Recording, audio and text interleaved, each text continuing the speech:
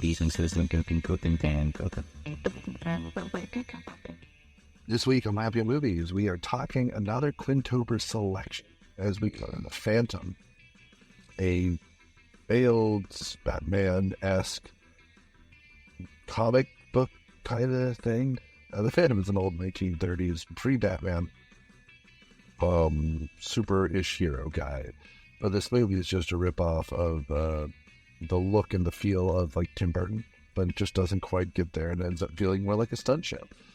But in the meantime, I will add Nor, a regular panelist and editor, wanted to be a part of this, but was sick, so he has edited in his own comments. So if the audio quality changes, that's what's going on. It's important. And, it's intentional at least. Anyway, thanks for doing all you do. Thanks for listening. Thanks for sharing. And, bye.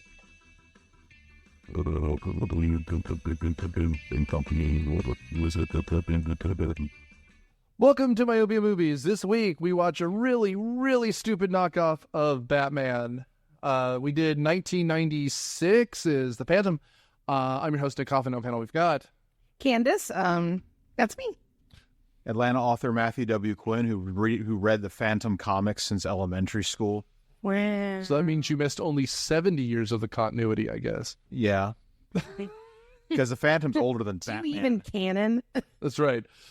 This was a trip and a half, Matt. This was amazing. Yeah. This was amazing. So, Matt, this was your pick for your Matt month, Quinntober, I think you called it. Yeah, Quinntober Fest. And I don't drink alcohol, so it says drink a lot of water, I suppose. I see. That sounds awful. Can you imagine a bunch of people in dirndls and lederhosen just chugging water? Or milkshakes. My milkshake brings all the Germans to the yard, and then we drop firebombs on them. Jesus Christ. I think we should just leave that in for Go dark real quick. Yeah, Matt and his genocide. I don't think you should call a woman in a dirndl a milkshake. I mean, it might be appropriate. Yeah. No. Okay, so Matt, why did you choose this? Because, goings on. Our original mission was childhood films. I saw this with my dad when it was in theaters. Okay. Okay. All right. And it was a comic strip my dad liked, and then I liked it when it was in the Marietta Daily Journal. And they even had in the mid-90s, they had the Phantom 2040, which is like the Phantom in the future. Uh-huh. And in the year 2040. And the late 80s, early 90s, a show called The Defenders of the Earth, which is Flash Gordon, the Phantom, and Mandrake the Magician versus Ming the Merciless. Wait, so it's in the Ming the Merciless universe? They're all King Features characters. Ah, I see. So this movie you picked because you'd seen it in your past and you liked it. Mm-hmm. And what does it feel like watching it again 40 years later, 30-ish years later? You did raise a good point that Billy Zane plays the Phantom like it's Batman 1989, like he's kind of a dork. Yeah. And that is, that'd be more appropriate if he was the Phantom in his first year, but he's been apparently doing this for 6 years now. He's a bit more seasoned. So, the Bengala tribe are the ones who know he's not a god. Everyone else thinks he's a god. Yes, but he's still a white person saving things in the middle of that's called what? Indian jungle. Well, they're white person saving. That's called World War II. Well, this is before World War II. Just a little. That's right, because his father died in 1932. I saw it on the placard. Yeah, I think our cold open is like 1938, and we're on the set of Legends of the Hidden Temple. Essentially. Yeah. And like literally, we're at the Mexico Pavilion in Epcot. Yeah, the historical. Gone left, and I'm ready to drink around the world. Yeah, historical contexts are afraid if Xander Drax will be another Hitler. Like they even say, dictators are rising. Mm-hmm. Mm-hmm. And so like the beginning of this, and I don't mean this as an insult because I've got my skull ring here ready to go. He's about to skull ring fuck me. This movie rips off three things very clearly. Indiana Jones, specifically Raiders of the Lost Ark. Yes. Although there is a sequence right out of the second one. Yeah. Batman 89, which you mentioned, which is right down to the sculpted rubber suit. And then at the end, when the lady shows up, it's literally Goldeneye, where you have her looking cute on the beach, and you have these long shots across the beach, which in Goldeneye is Cuba, and I believe here is Vietnam.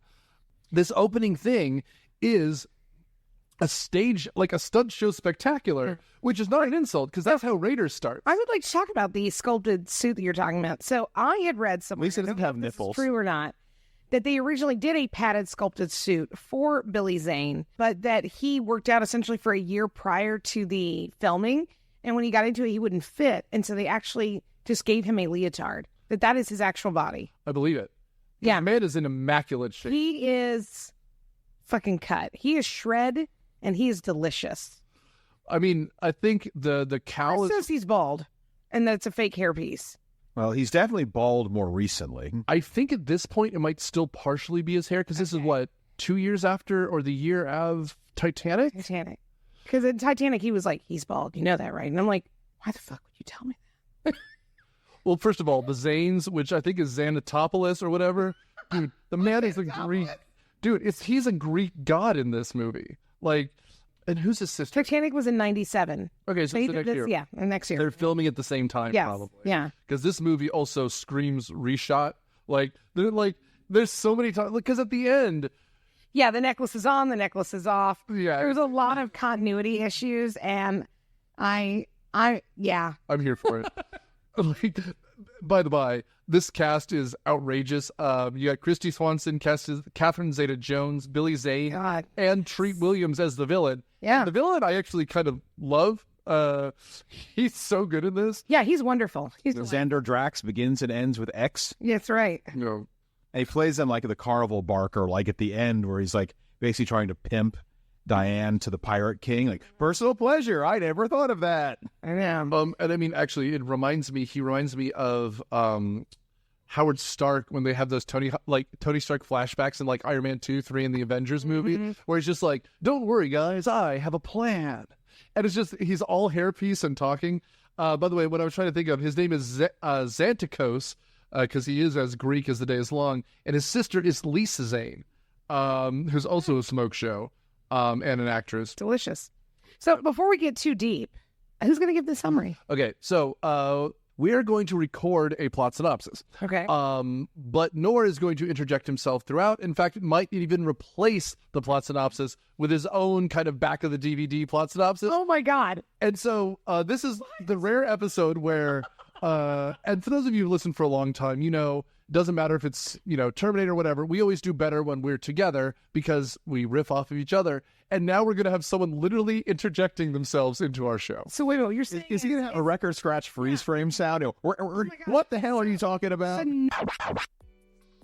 Hello, yes, this is Nor Trinette, contributor to Myopia Movie, and you can also see me at Round Trip Brewery from time to time with Nic, Candace, and whoever else. I unfortunately, as Nic alluded to towards the stay tuned, the end, I just had a little too much Chipotle or Mexican food and such, and yeah, can't make it. No one wants to be around me. That's fine. But this, you guys are watching The Phantom. This is a pretty fucking it's a terrible movie. I don't know what to say. But man, Billy Zane. I don't know if y'all know who Billy Zane is. I listened to the whole podcast. They did not mention once. This is the dude from the Titanic, and also the dude from Zoolander 2, the one that's trying to get Zoolander to be able to, you know, get back into the modeling career. This man is handsome as hell. I don't know. He's the only guy that I've known that had a full set of hair in the 90s and going into the late 2000s bald, looking good. I hate him. And listen, I honestly don't remember a lot of people in this movie. The dude, the James Remar, like, he's might be, you know, he's like one of the white people that you just see everywhere. You know, he was in the Warriors, Dexter, 48 Hours, Mortal Kombat, you know, some episodes of Sex and the City. And, of course, Catherine Zeta-Jones. If you don't know who Catherine Zeta-Jones is, she's married to Michael Douglas. I don't know how that happened. Michael Douglas just have game. But, yeah, you might just hear me pop in a couple times, put in some comments here. But I truly will not interrupt this beautiful podcast. None of the momentum, none of nothing. I just might contribute here and there. So, Matt, in the interim, until Nor splices himself in, can you give us a back-of-the-box kind of summary of what the hell this movie's about? Okay, so before Batman, there was the Phantom. He was a small child whose family was killed by pirates in the Indian Ocean. He was raised by a tribe in East Africa and trained to fight, become like into this international crime fighter who pretty much everyone except the Bengala tribe thinks is some kind of god. They call him the Ghost Who Walks because they think it's the same man. Well, it turns out it's like a father-son thing for like the last 400 years. It's a very Princess Bride. Yeah, the Dread Pirate Roberts. Okay, Except the Dread, this is like 70 years older than that. Okay. So now we're in the late 30s, and Kit Walker, Billy Zane, has just recently taken on the role of the Phantom. I thought his dad was retired. No, it turns out his dad is actually dead. Yes. The entire time, which I didn't get Ghost first. dad. You didn't get it? Yeah, What? it's only until he was talking to somebody who wasn't there, because I thought he was just old and hanging around the Phantom Jungle Cave, offering advice. Because I mean, you're like 80, you can't go around. You were thinking like fighting. Zorro style, like how Anthony Hopkins is there, but he's like giving Yeah, this is like advice to like the hot one. Yeah, this is like East Africa Zorro, and they even have Catherine Zeta-Jones. delicious. I mean, So- she is a hottie. So Dude, and she's a smoke show in this movie. She's so smoky. yeah, I've got leather and an all female pirate, air pirate brigade. That's right. But my, What where was is Don Carnage? Eat your heart out. where is that movie though? Like Yeah. Lady Space, like Sky Pirates? That's pretty fucking cool. If this movie had made more money, maybe there would have been one. Well, they set it up at the end for you could have had more, but well, let's get into it. we definitely did not need any more of these movies. Where's my skull ring, Nick? By the way, you saying Africa confused the hell out of me. Because the Phantom is always based in I'm East African. they're in Southeast Asia. But I thought here they were in Asia because the guy's name Come By Sang, and Sing is an Indian. Yeah, this is the whole Indian Ocean network. Let's put our teaching hats on. Okay. I'm in healthcare. I have no idea what's happening. So Matt, put your damn teaching hat on then and explain what the hell you just said to people passive aggressively. The Indian Ocean used to be the center of a worldwide trading network from like Egypt to China. Okay. And so if his dad is British, which I'm assuming he's supposed to be, his name is Walker, he must have been a British merchant in the Indian Ocean who was attacked by pirates off the coast of Africa.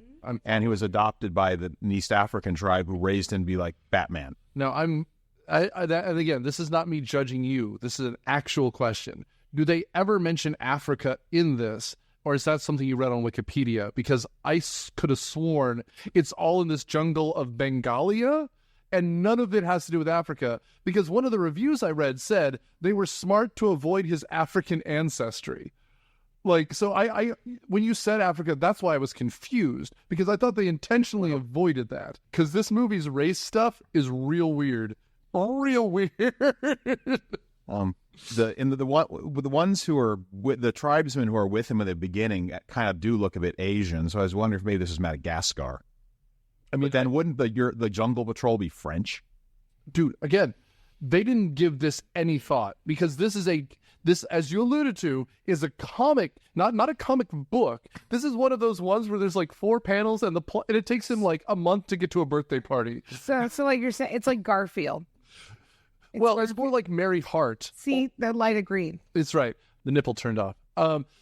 The boob lights are the best. They are. No, it's more like Mark Trail or something, where it's like a serial where the action takes place over weeks and weeks and weeks and weeks. Did Mark Trail beat the shit out of people, though? Yes, he did. He was hunting poachers. So poachers would come up and he would shoot them, and sometimes they shot back. Well, and I'll also throw it out there: the child that sees their parent murdered is not Kit's dad. It's whoever the original Phantom. Yeah, his like is. how many great grandfathers can you have in 400 years? 20 iterations. This is the 20th iteration. beforehand. So, I mean, realistically, I think in 20 generations they could have moved around the map a little bit. Well, and you said child. I was thinking they have a literal short round from like Indiana Jones 2. They do. But I'm talking about like the child on the pirate ship that jumps off, yada yada yada.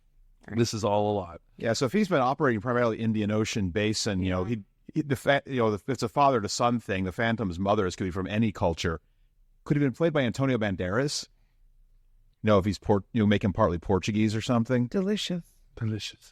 I am the ghost who walks. Delicioso. At this point, I believe Antonio Banderas was being Zorro.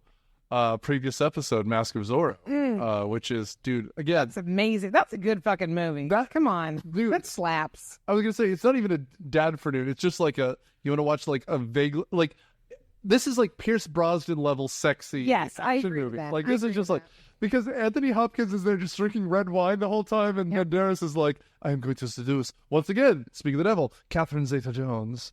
I am the ghost who walks. And I cannot die. he's the ghost who comes. The ghost who makes you come. Girl, My lower back. who's gonna Zorro that hoe? And then in the morning, I'm going to leave. I call that the Phantom.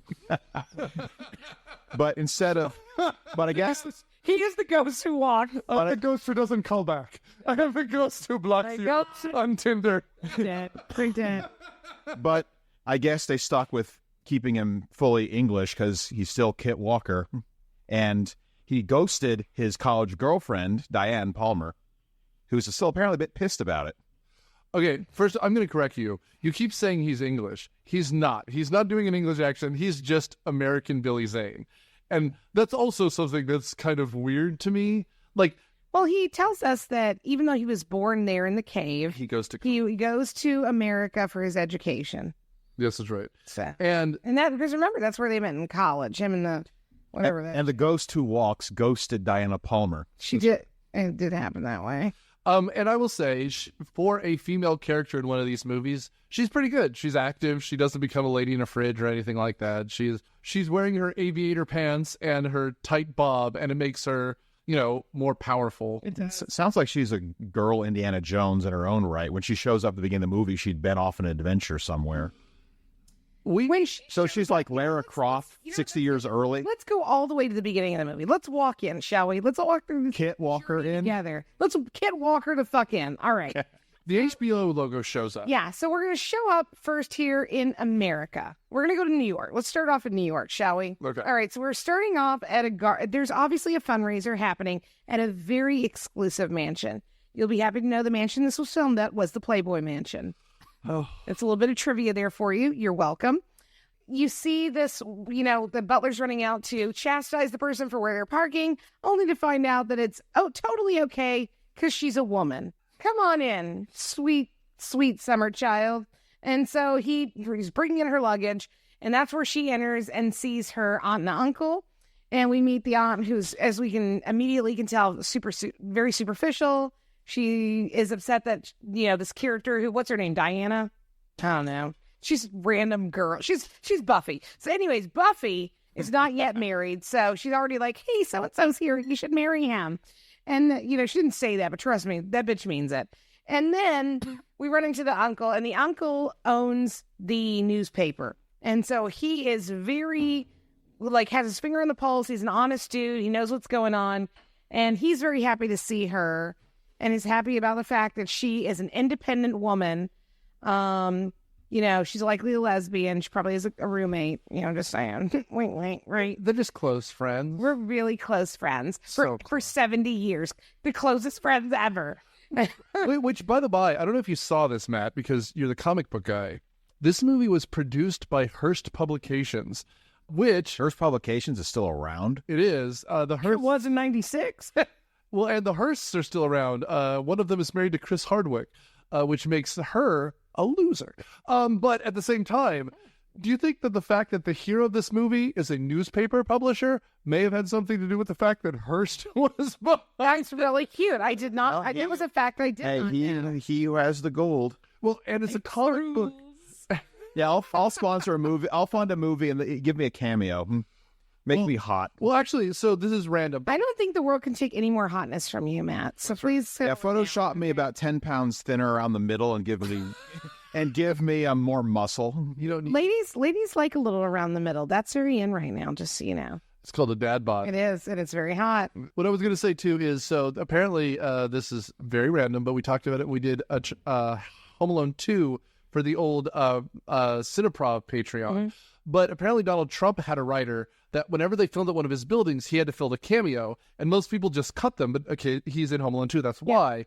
It would have been great, since this is the Playboy Mansion, if Doug just wandered through a scene, or a bunny was there with a cocktail tray. In a bathrobe. There's this old dude in a bathrobe just shows up. Could he have been in that scene? Possibly. I mean, I didn't watch it close enough to tell, but that'd have been a really nice. Check IMDb. Maybe he's in there. I'll try to look it up later during the whatever. I mean, but or if he was just one of those two grumpy dudes, like there was the chief of police and the mayor meeting. Yeah. If he was the chief of police and he just like had an erection for no reason, you're like, can you? But see, we couldn't have him play that part because it is important that we meet the mayor and the chief of police because we are finding out that when Xander, starts with an X, ends with an X, shows up, the aunt is very excited. She's like, oh, he gave so much money. And the newspaper guy's like, you need to give that money back. He's a bad guy. He's very crooked. He's a bad person. And the chief of police and the mayor are not quick to jump and say, yeah, we agree. Get him out of here. They are very neutral, passive, and our questions lie, where are their loyalties? This dude is basically Michael Corleone in Godfather 3. You think he's legitimate, but he controls like a big corporation. He also controls the unions. How he manages both sounds mafia. Well, but that's what these comics were like, and frankly, a lot of the early Batman stuff was, right? Like we think of the Batman as fighting Joker, but he also fights the mafia and he fights corrupt officials and right. Like, Falcone, who's in Batman Begins as well. Like that's the plot. Like, and so here, the fact that there's dark cars and them talking to Drax, who we will get to, is really remarkable. I really liked the vibe of that. I mean, it's very Dick Tracy. It is. Which, by the way, I love Dick Tracy. That is a whole subculture fetish. We're not even ready to go. So you got a yellow trench coat somewhere what's going on here? Well, but like, okay. Don't be silly. I keep it in the car at the ready, man. Pretty know where it's at, So that was a previous episode, right? From 2 or 3 years ago? Yeah, previous episode, Dick Tracy, and future episode, The Rocketeer. Oh. Which also has got a Dick Tracy-looking dude in it. Yeah. Well, but, I mean, first of all, Candace is 100% right here.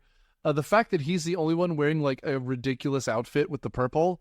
No. We need more people with because again, she's dressed like a lady aviator from the time, like she probably killed Amelia Earhart just to get her plane. And her she pants. Stole a bitch for boots.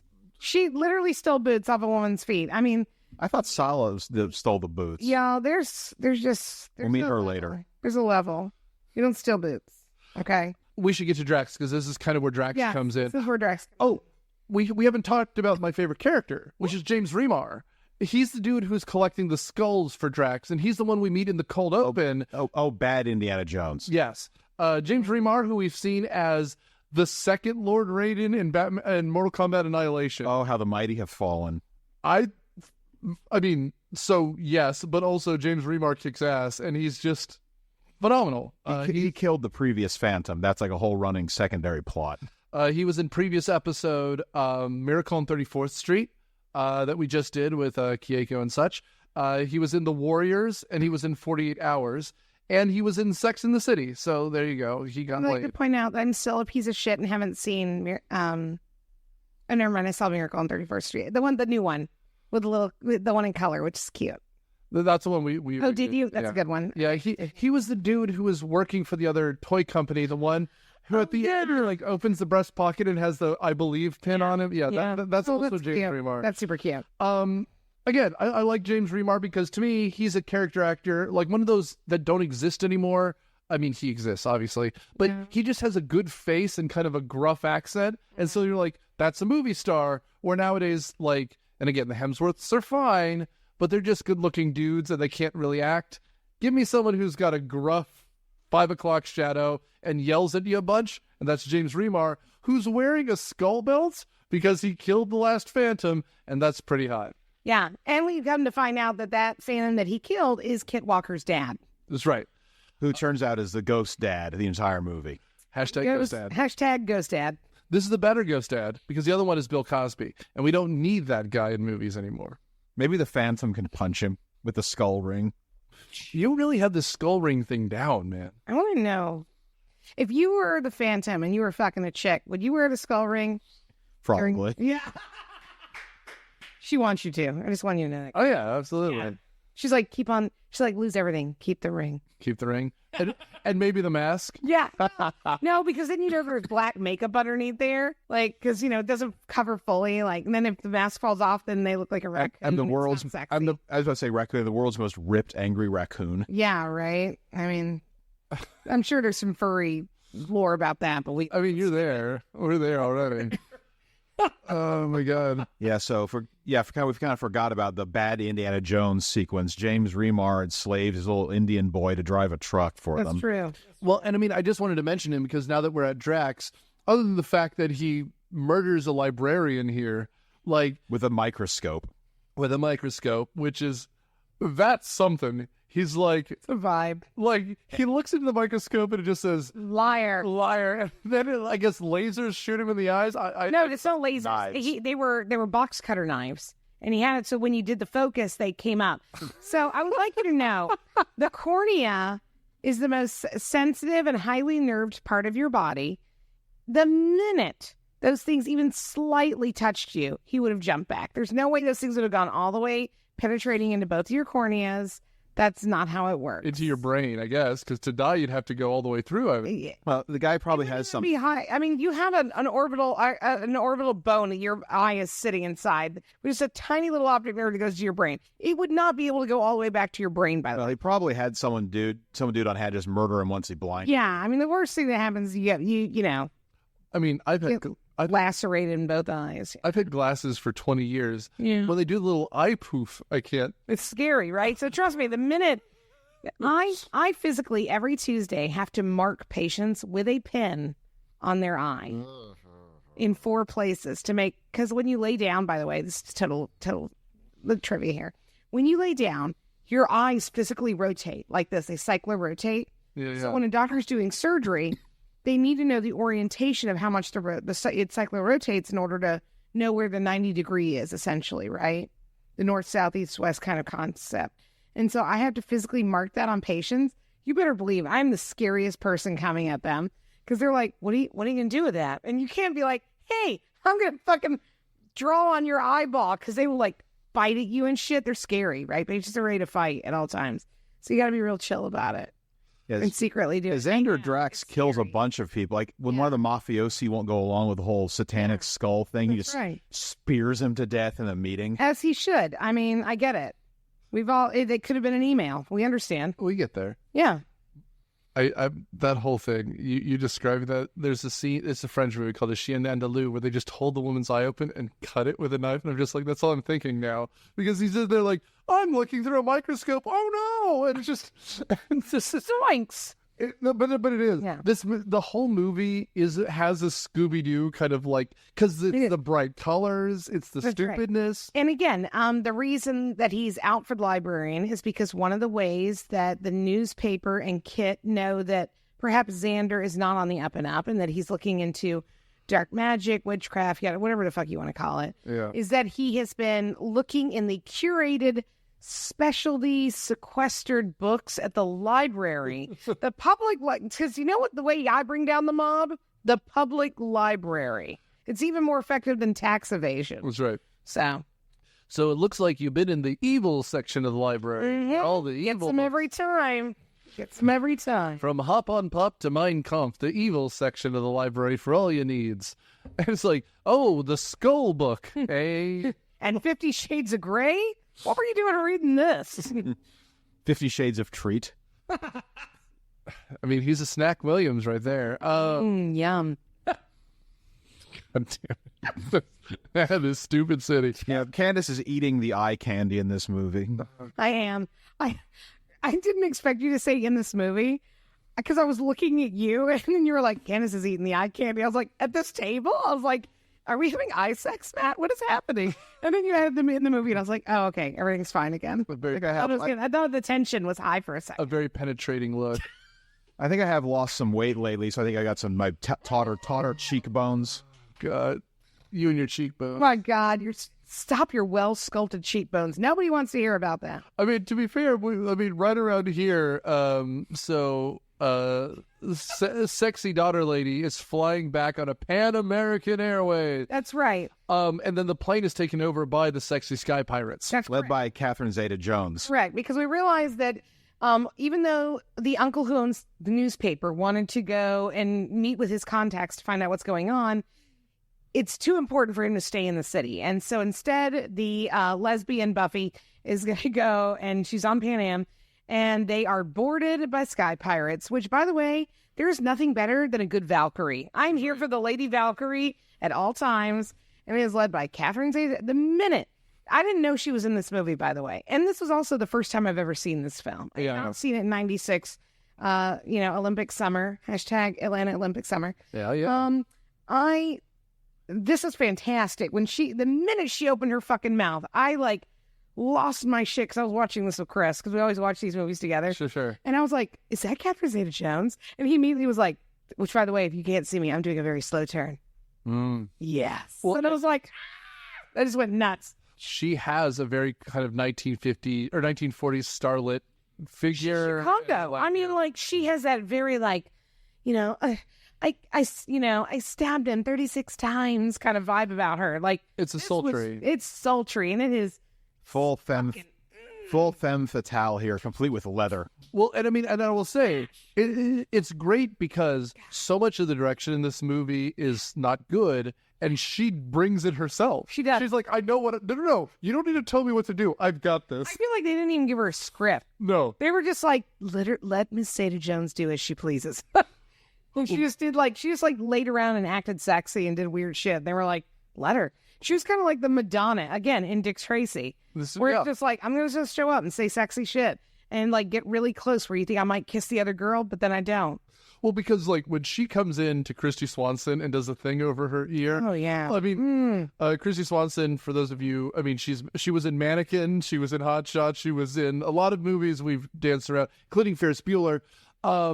She's Catherine Zeta-Jones seduces the pants off of everyone immediately. And then the second the Phantom lands on this rigid airship or whatever this thing is, ends up in the women's shower because, of course, jumps down a chute, ends up in the room, and then Catherine Zeta-Jones first bases it with the Phantom before questions are asked. That's right. And she goes, so all of your pirates are women. Interesting. And then she just goes it's hot. And it's hot. Yeah, that is so 1989 Batman there. Interesting. Yeah. I just went full Barack Obama there. Interesting. Is that Obama? Is that the Obama I know? Let me sip on this. Well, let's go back and think about that, Nor. Personally, I think Matt did an excellent Obama impersonation. Not racist at all. It's very Dana Carvey doing an Obama impression in front of a Kareem Abdul-Jabbar. It's just giving me the right note of are you fucking serious? But at the same time, I'm not offended. When he's not in the White House or coaching his daughter's soccer team, he puts on a purple leotard and fights pirates. Okay, everyone needs a hobby. That's true. Okay, This is very interesting. He did the thing with his ears, ladies and gentlemen. We also haven't mentioned his dog yet. Dog. It's a dog. It's a Devil. wolf. Named Devil. It's a wolf named Devil. And what was the horse's name? Because the horse had a name. Shadowfax. The horse had a name too, because Devil, his pet wolf, has been part of the lore forever. Yeah. Well, and also at one point the dog talks to the horse. Yes. That's later in the film. All right. So now he is rescuing Diana, and now we've realized that somehow he knows her. We don't know exactly what context that they know each other. She doesn't recognize him, but he knows her. He's like, I'm going to rescue you, yada, yada, yada. And she's like, thanks for untying me. I don't need rescuing. I'm a strong, independent woman, which, by the way, as someone who actually is a strong and independent woman, that is so fucking dumb when they do it in movies. I'm like...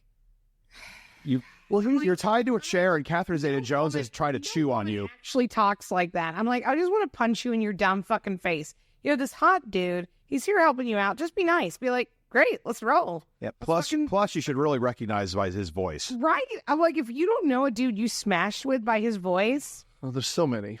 Right. Yeah, he's not. I get it. Yeah, he's not doing the Christian catalog. He's not doing the rest of us do. He's not doing the Christian Bale thing where you could maybe not think it's him. Right. I'm the ghost who walks. Yeah, he's doing no special voice. He's doing the I probably called you and told you let's go out to Olive Garden in this voice.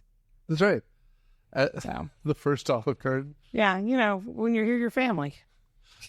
They called it the Italian place. I'll be having My the friend- house red, please. It's $4.99. Garlic is pretty spicy for 1938. It is. What can I say? We live on the edge. You got to do it. Hashtag you gotta do Interesting. All right. So now the way they are escaping is they are jumping into a Red Baron plane. it. Yeah. And he of course knows how to fly, because why wouldn't he? Right? course. You learn that in school. We all do. And And the wolf has told the horse to run underneath the plane. correct. Yes. He's like bark bark. And he's like, what? The Phantom's stuck in a well. And he's like, no, bark bark bark. And he's like, oh, he's on a plane and I need to be able to catch him as he jumps from a high altitude and break my fucking back in any other scenario. But Split his taint right in half. Yeah, I was about to say he's landing crotch first at a horse after jumping out of a I plane. mean, I could do that. Yeah, the but I don't know dynasty- about the rest of y'all. Yeah, the Phantom Dynasty's about to end. Right. Just ain't looking great. So. Crunch. You know the show Mr. Belvedere? Oh, yeah. I remember that show. Apparently they had to stop a table read because he sat on his own testicles. I did read that once. At least he didn't land on a horse after them. I know, right? But yeah, essentially he has to get Kristy Swanson to land. Oh, you know who she should have been, by the by? You were just saying this and it reminded me. A woman doesn't need to say she's a strong female character. Yeah. You know who doesn't do that? Marion from, again, Yeah. Raiders of the Lost Ark. Yeah. She just outdrinks everyone and just punches a fucking That's cool Nazi. shit. Our Lady of the Iron Liver. Ripley from Alien. Doesn't need to say a damn thing. She don't need to say shit. You know, she just shows up with her fucking bush and she's ready to fucking And her flamethrower and her cat. flamethrower in a bush and a cat. I'm like, that's. Just to interrupt you, it's brought to our sponsor, Flamethrower and Bush. Flamethrower and Bush. Just do it. That's it. That's who I want to be when I grow up. Those hip hunter panties, she's like, nah, I'm going to fuck a xenomorph. Yeah. Or Jamie Lee Curtis in Halloween. Yeah. Just lady energy. Right. Strong lady energy. You know how much money it took to airbrush her bush out of Alien? Saw that. Did you read that? I did. Yeah, it's amazing. Yeah, because they had her essentially wearing, not like a onesie, but she was wearing like, pajama pants. And she's like, no, I'm just going to wear my panties. It's a high white panty with an A-line shirt, and they wanted her to shave, and she was like, no. Yeah. You know why? Because I'm fucking Scorny Weir. I'll do whatever the fuck I want. And I'm like, God damn. Well, That is big bush energy. and it was the 80s, so it was like, that like kind of high cut Yeah, on the side. high And so, cut, like, yeah. apparently it was just like, there was just bush, and they're like, nah. All right. So they airbrushed it out, but just, hashtag justice for the bush. How much do you think there was a dude who just saved those like frames? It was just like, because that means someone went in and painted them out. If he did, now is the time to cash him in for your 401k. Because there's a guy online who like paints beautiful like stuff, and I follow him on TikTok and whatnot. And someone wrote to him that he should include the bush in the photo, and he redid the painting with the bush, and it sold for like triple the amount that he originally thought. And I was like, the bush, she's back. Who knew? Oh man! And that film editor's name was Mr. Skin, and from there he started an empire. Exactly. Oh my god. Anyway, after the Phantom saves Kristy Swanson, we're back on the stunt show spectacular. Yeah. Because people are tracking him on the ground. This is where we have the vaguely natives here who are cheering because it's 1938, and so I guess technology or whatever hasn't reached them yet. Mm-hmm. So they're riding the white horse. They're going to these beaches. I mean, and this is beautiful. I don't know where they filmed this. I think Vietnam. Thailand? Okay. Yep, I looked it up. And there's some of it, I think, filmed in Australia. There's some of it, of course, on a soundstage for the old buildings. Sure. But this is when he takes Diana to the Phantom Cave, I guess, which is very bad cave. And he gives her a set of pearls, because every girl needs a good pearl necklace. Whackity, smackity do. They're black pearls, by the way. Girl. Oh my. Okay, trust me. I also I have no idea what joke should go here, but I'm just know that I really wanted to make either a black pearl or pearl necklace joke. It wasn't coming. It might come back next time they see something black. like the building I mean, I guess it's the cave that it's in, but it's the sad-looking skull wall. It's like, it's a lot. The skull cave is a lot. Cause I'm like, gee, I wonder where he's at. That's right. And then, just so you know, the gates that are holding all the treasure behind it have a giant Z on them, by the way. And Chris and I were like, is this Zorro's cave they reused? We're like, is it because of Zane? And they did it like as a joke. And so we couldn't figure it out. I will say that's one of the problems I have with this movie. Yeah. It either needs to be silly all the time or serious all the time. Yeah. It can't be in between. It's definitely in between. It wasn't sure how serious. Like, it's almost like they wanted it to be serious. They showed it to an audience and they were like, ooh, this is too dark. And they were like, okay, we need to go back and make it a little more fun and zany and Dick Tracy and comical. Okay, we're gonna cut some shit and add some shit, and then they kind of lost their way. Well, but that's just it. Just on that part. And we keep saying Batman 89, which there's a lot of here, but this is the era of the Schumacher Batmans, and that's what this screams, right? But at least they avoided phantom nipples. You say that, but the vaguely gay stuff is all over the place here. Let's talk about my favorite gay scene. My favorite gay scene is when Zeta-Jones and Diana are groping each other. That's actually not my favorite. Oh, which one? It's when Billy Zane uses his thunder thighs to choke two dudes.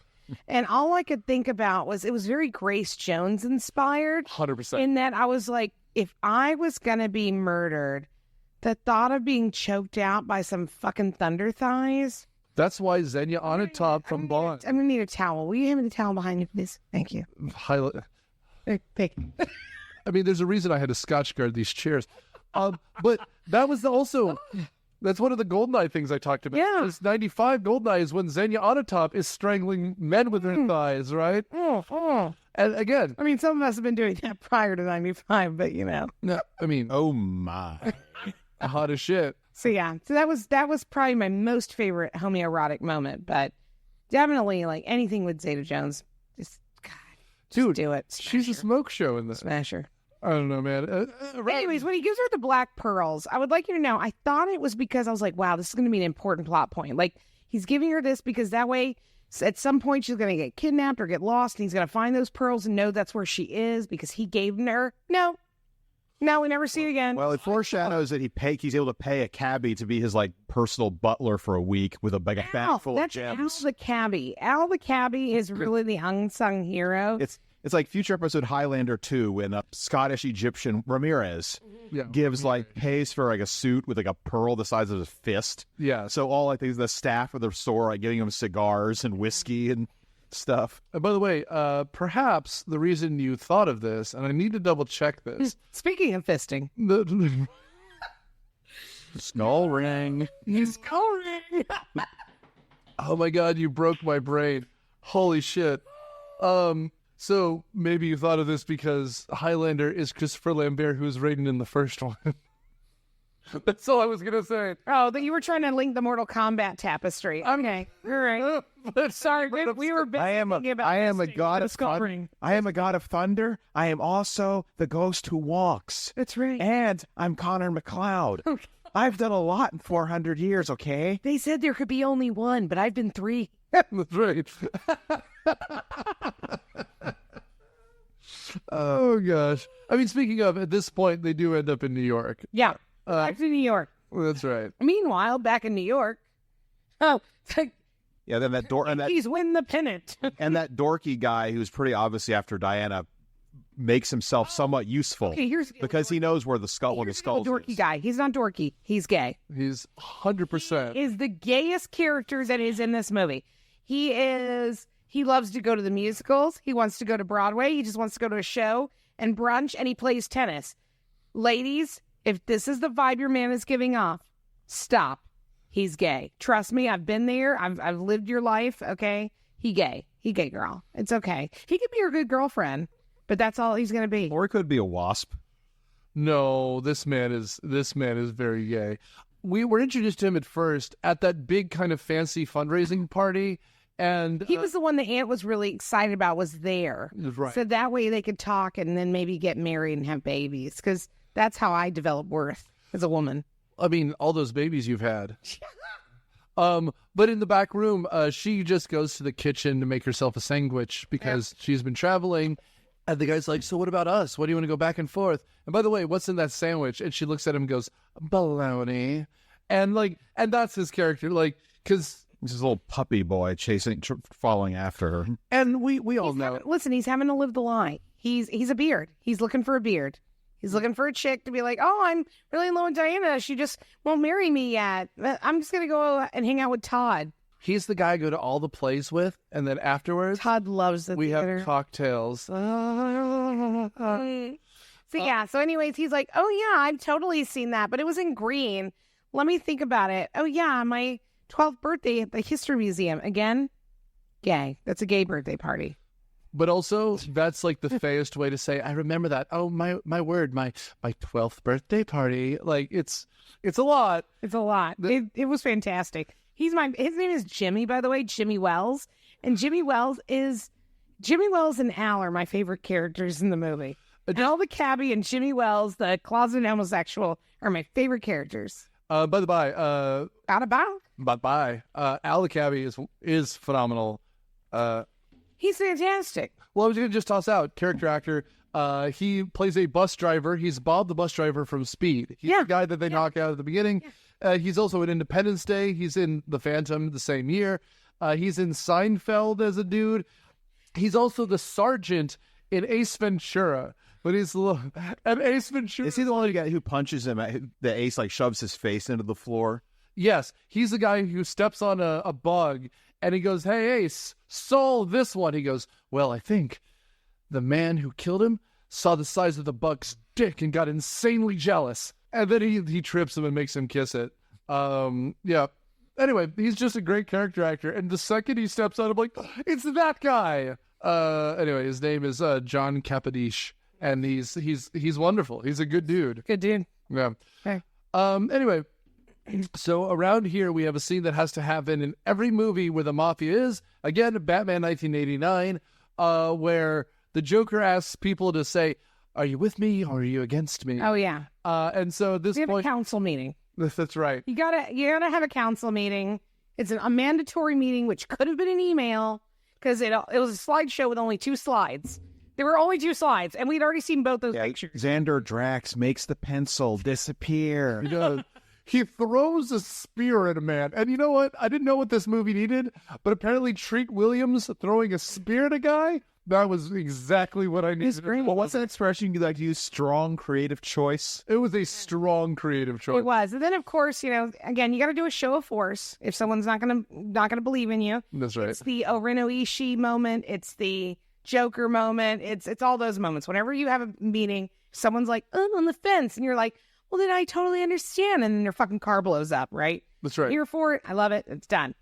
And so, yeah. So we did that. Also, just to toss it out here, because I try to do the actors when we do these things, previous episode, he is the star of Deep Rising, which was one of my favorite discoveries, but I think was one of your suggestions. Oh, yeah. This is my childhood. And, B movies, monster movies, second-rate superhero movies.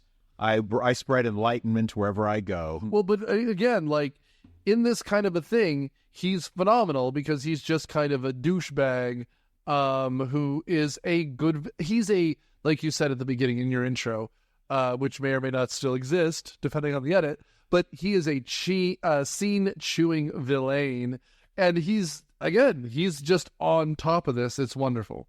Totally wonderful. Yeah, he is over the top. I'm going to spear a dude to death at the meeting. I'm going to try and pimp the hero's girlfriend to an Indian pirate lord. Yeah. I have my little catchphrase, Xander Drax begins and ends with X. I mean, first of all, you're 100% right. That's exactly it. He nails it. Everything else around this, though, the New York diversion is very strange. Kit Walker is here trying to rekindle with his old girl who doesn't know he's the Phantom because... When did you guys think she actually figured this out, that he was the Phantom? When he said when she found out he was the Phantom, at the end of the movie, when he practically says, "It's me, Kit." When she got fisted twice by the same ring. Oh my. I'm back. Yeah. I mean, again, just this New York stuff is just so slow. Yeah. So finally they leave the slideshow of evil.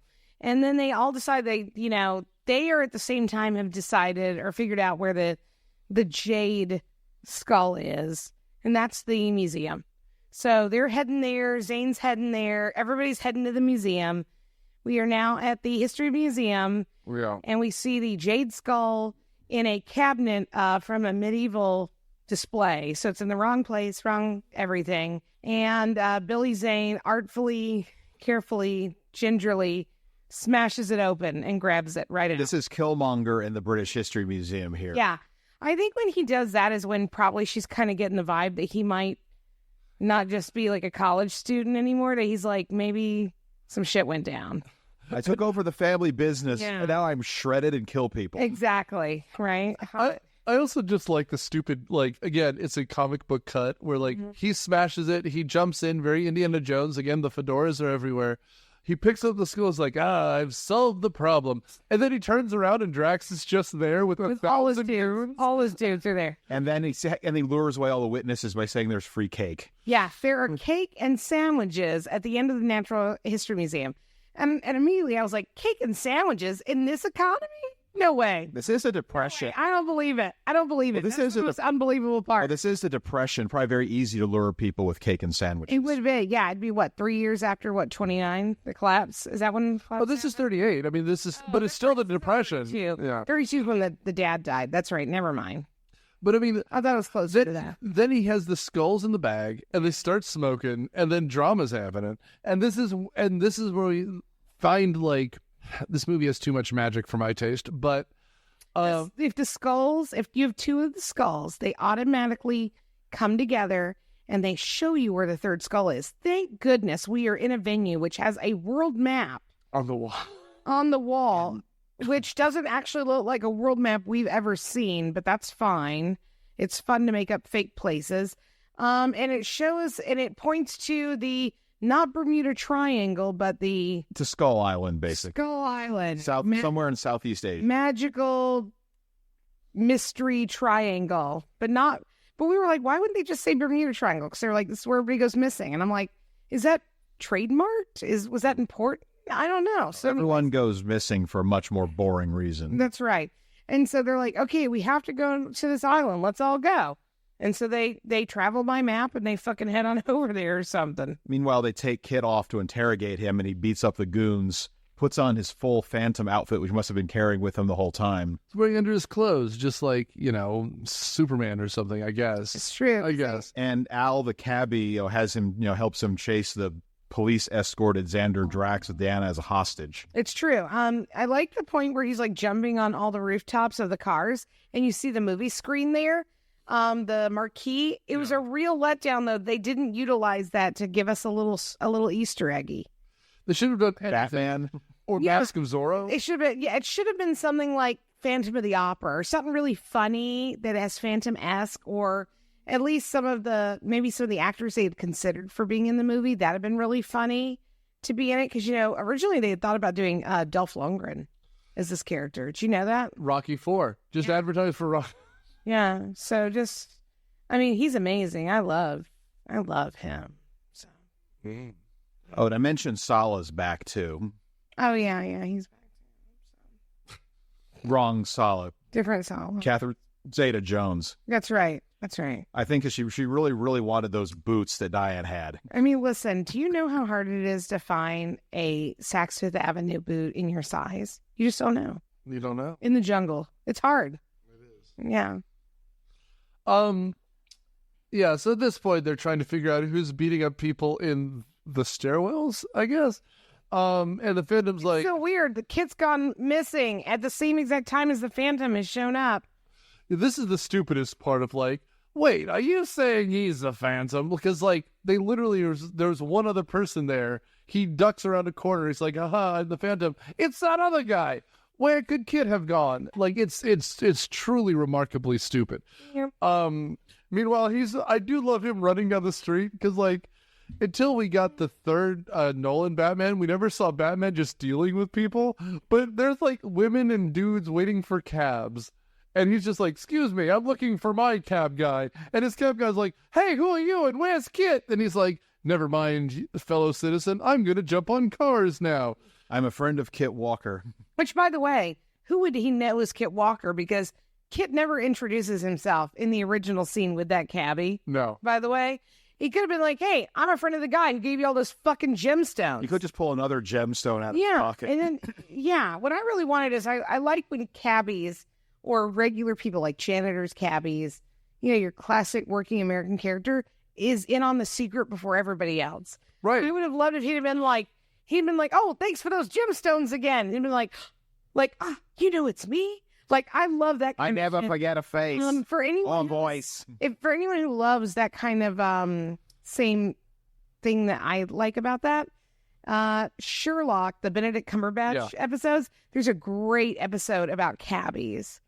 And it's London about how- cabbies who have to know all the roads. they know everything and they know all the secrets because nobody cares about what they talk about in the back of a cab. Right. And it's a really, really cool episode. So the taxi cab confessions. Essentially, yes. Also, since we have so much power in so many countries, make Sherlock easier to rewatch.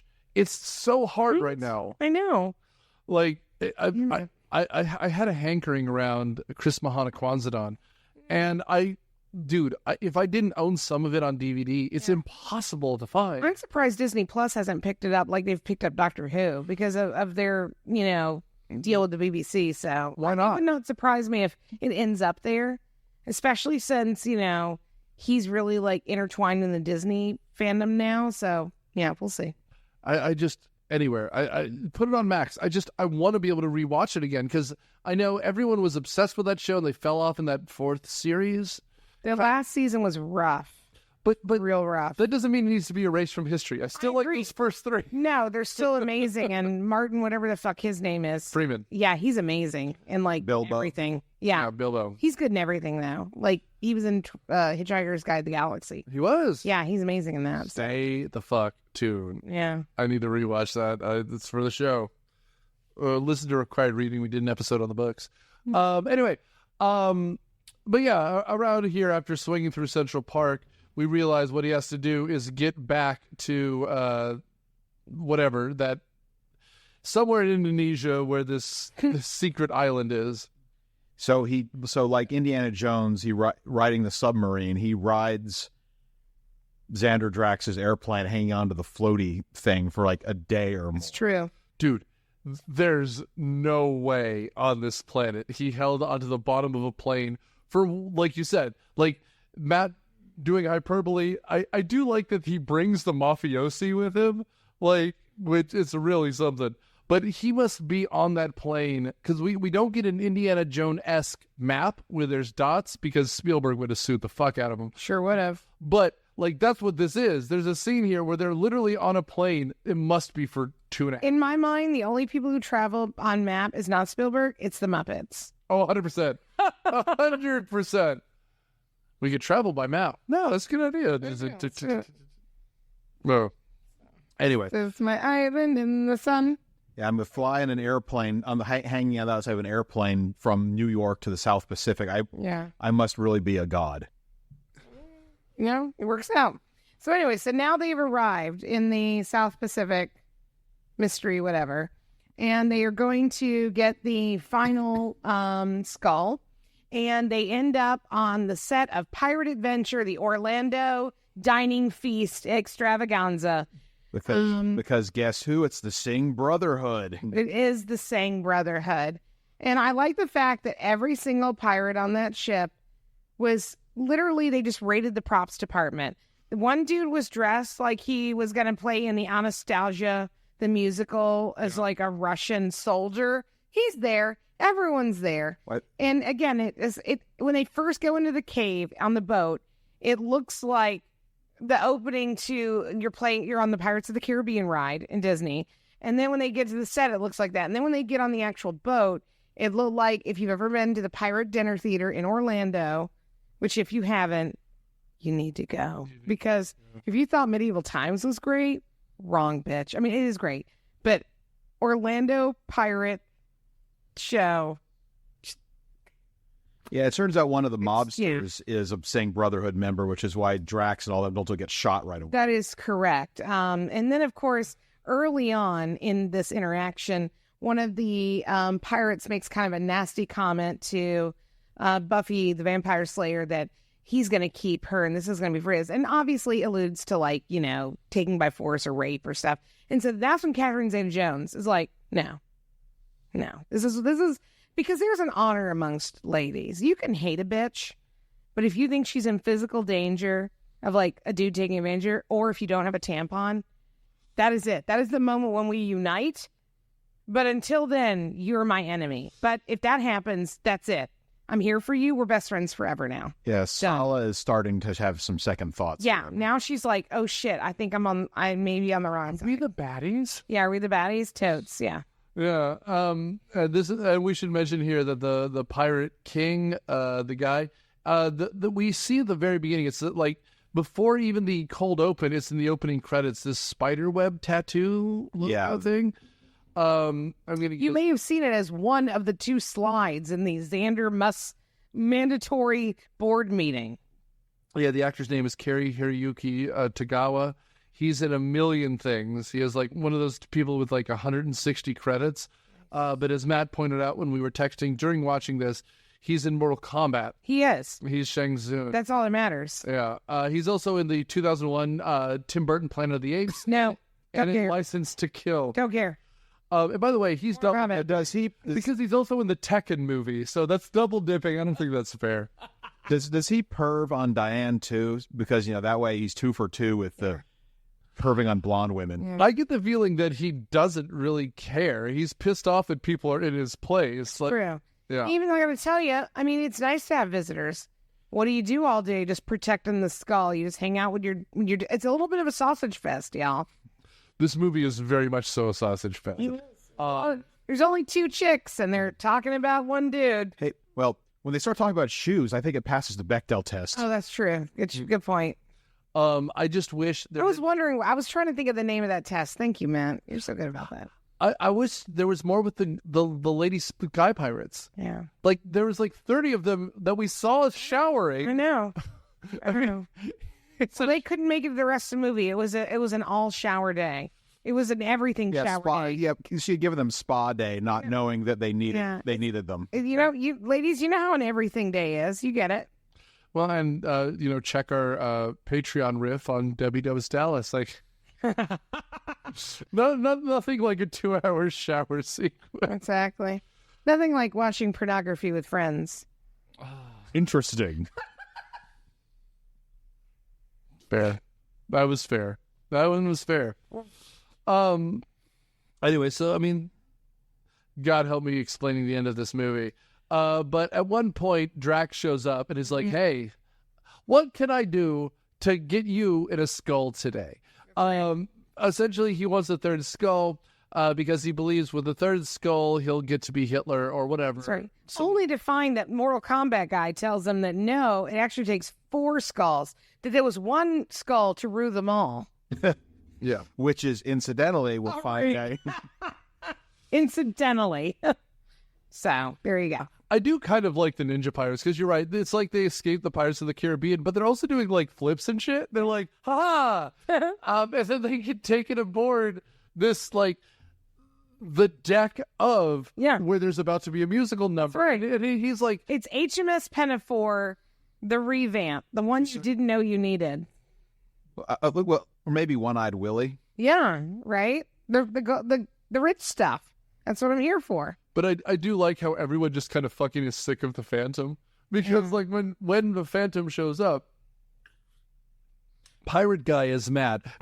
Drax is mad. He's like, I'm going to kill this dude. Catherine Zeta-Jones practically slips. She's so wet. Yeah. And look, everyone else is like, oh, damn it. It's him again. Yeah. Because he just starts killing people, which again, good on it. At one point, he feeds Shang Tsung to a shark. That's great. Yes, the sharks that just go around and the animatronic shark that's just going around and around. Because I think, Shang Tsung had figured out what the Phantom really was. He's not a god. He's a dude after another dude and another dude. He's like, okay, you got to die. And he was like, die with this secret, bitch. Yeah, it's like in the Rebel show when Darth Maul figures out that Luke Skywalker's. So Obi-Wan just pulls a lightsaber out. Okay, bitch. Well, I mean, but I think James Remar literally has a line. He The goes, fact that you brought up Star Wars Rebels is so hot, Matt. Please continue.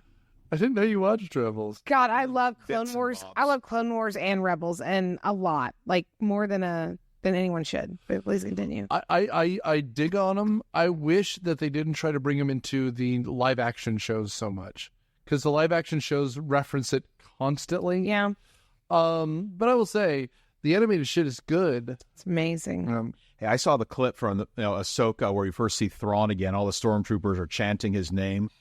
I need a hype man, a hype army.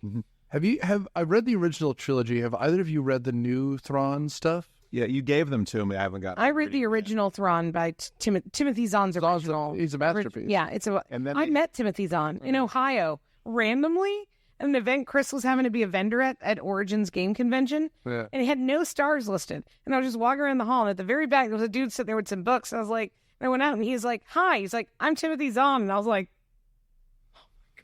I just And I literally died. I mean, I was like, this is the greatest day of my life. And I sat and chatted with him for like 30 minutes. He's such a cool dude. I just imagine like that episode of Aqua Teen Hunger Force. Your top just disappeared. You're just like I'm Tim Zahn. Just like boop. It's exactly like that, actually. Did you know, by the way, speaking of Aqua Teen Hunger Force, one of my best friends is married to Carrie Means, who No kidding. who plays the voice of Frylock. Yeah. So just random fact. Continue. That's a weird voice in the bedroom. It is. I'm just gonna say, like, and again, I get it, baritone.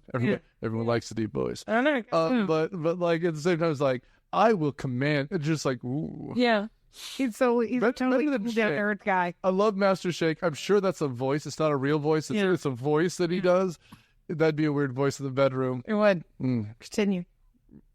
I am just thinking. Yeah. About like, And this is when Sala finally flips. She and Diane just start Yeah. taking out pirates. Yes, now they've decided girl power. They've got to get together. They got to just fight bitches because they got to get the fuck up out of there.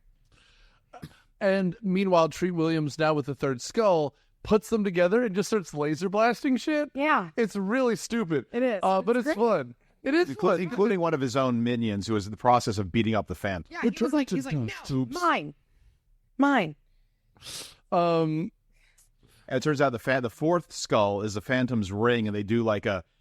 my Schwartz. First of all, Schwartz. Spaceball. My Schwartz is as big as They mine. have a priority incantatum thing with the three skulls and the Phantom skull, Yeah, and Drax unconvincingly explodes. it's true. But again, it's mean- the Schwartz.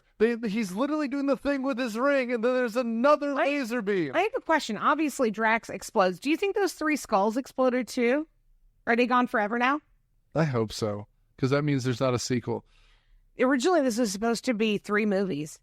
I'm This sure it supposed to be a was. trilogy. They originally had it planned for that, by the way. This lost so much money. A ton of money. This lost 1996 money. So So Drax blows up, and then everything's fine. And then they decide to, he takes her back to his cave. Now we're back, and he's telling Buffy about the secret. He's he's pouring out all of his innermost feelings and secrets. And then he's like, I can show you. And she's like, show me your face, cat. Yeah, Ariana. And he's like, okay, but only if you're going to marry me. And she's like, okay, bye. And then she leaves with Catherine Zeta-Jones, and they probably smash all the way back to New York. that's right. They have an interesting yarn shop later. Bunch of I cats. bet they love cats. And, Yeah. I bet they love antiquing on Saturdays. Brunch, definitely brunch. Definitely. It's just so funny that she like kind of goes up to him and goes like, "This is your shot. You have one shot." And he's like, "I have to protect the jungle." And then meanwhile, Catherine Zeta-Jones is like, "Could have told you that was coming." Like it's so clear. Yeah, I think in the comics they had a won't they for like 40 years, and they eventually got married in 1977. And then she applied for Social Security. Like it's just, whatever. So that was it. And again, because knowing that they wanted a second and third film, I'm sure that would have shown her coming back and then, and them getting married and blah, blah, blah. And maybe then at the very end of the third movie and they have a baby and that's going to be the new Phantom. And the or comics whatever. they had 2. Really? The littlest Phantom. Yeah, I think they had twins, and one was a girl. And in the Defenders of the Earth show, the Phantom's daughter actually took over for him for a bit. Well, What can we say? The future's female. They love that shit. And at one point, the dad's ghost is like, "You idiot." Well, this is literally how it ends because, like, again, I say GoldenEye 95, but like she walks down the beach, like it's literally the end of the movie. Or the difference is she walks off with Xenia on top. Like, it's so because he's like, "Don't worry, I've got to protect the jungle," and she gives him a kiss just to be like, "We could try this." Yeah. I think she thinks he's gay too because like she makes the move, she makes the eye contact, and he's clearly not feeling anything. Yeah. She leaves with it's the better choice. It's the second movie that could have been Jimmy Wells comes back to be with him.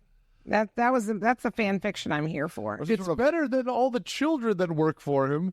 True. Or some sort of love rhombus, the Phantom, Jimmy, Diane, Sala. I'm here for that. That is the polycule I didn't know I needed.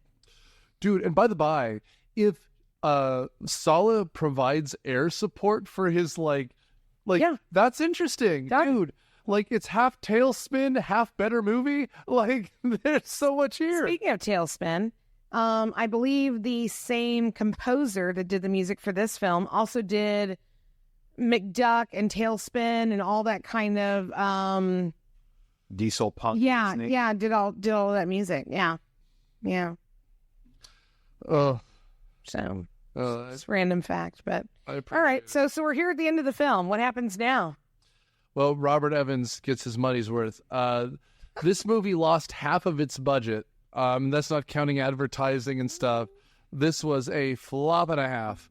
So, Nor, of course, if you're editing this, which you better be, you fucker, you can edit yourself in here. Don't talk to him like that. It's my friend. He's the best. He's out right now after having, let's just call it a little bit too much Chipotle. So, Matt. It wasn't Chipotle, more so a week or 5 days old Chipotle in my fridge. Inflation's real, but this is why you should always date your leftover food, guys. More importantly, just throw away food after one day, especially to-go food. It's not worth it. Maybe Burger King fries after you put them in the air fryer or something, but like it's not worth it to have Chipotle ever after more than 2 days. Don't wait 5 days like me. It's not good. Final thought. I didn't dislike it as much as it sounds like you guys did, but it could have been better. I mean, the Phantom deserved better than this. Okay. But it's still fun. Well, then I will go next and say you are wrong. I did not dislike this movie. Oh, you guys. I mean, yeah, I'm joking about it, riffing on it, but I loved this movie. I'd never seen it before. It was super duper fun. It was all the campiness that I desired from like a Dick Tracy film, but a little bit of action, very Indiana Jones-esque. Billy Zane is he's fun. Catherine Zeta-Jones is hot as shit. And so overall, funny enough, I would absolutely watch this movie again. I'm glad you recommended it. Oh, thanks. Yes. So, Matt, once again, forgetting how the format of the show works after 10 years, I thought this was fine. I watched this on an airplane. I had it on my iPad. And there was someone sitting next to me who kept looking over like, what the fuck is he watching?